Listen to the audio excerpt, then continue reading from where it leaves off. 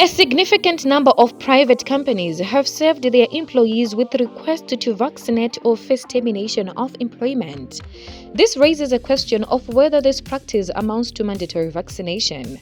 The government's Department of Labor, which exists to protect the rights of employees, had so far kept quiet.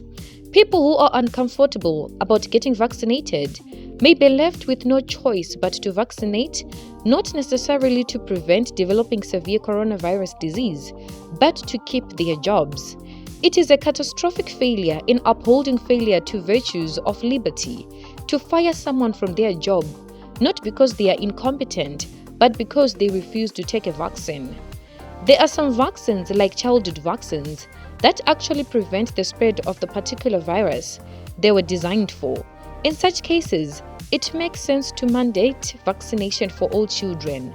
But the coronavirus vaccine doesn't prevent the spread of the coronavirus. Instead, it prevents the development of severe coronavirus disease. Thus, the vaccinated person may still get infected by the virus and therefore may still spread it. The vaccine only helps the individual to not develop severe symptoms of infection that may lead to death. It betrays reason and logic then to mandate vaccination.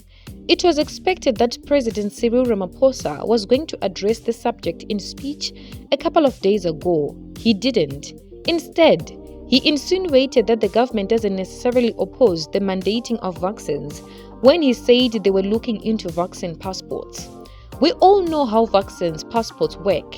They serve to segregate between the vaccinated and the unvaccinated.